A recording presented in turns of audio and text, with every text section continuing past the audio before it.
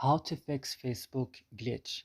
In today's video, guys, we will talk about how to fix this on your Facebook. Just watch this video till the end. So first, go and open the settings of your phone. After this, open apps option. Here on apps option, search for Facebook. Open it right now. Scroll down and click on storage. Here on storage, go to the last button in the bottom of the screen, clear data, click OK, and then you have to back, click on first stop, click also OK.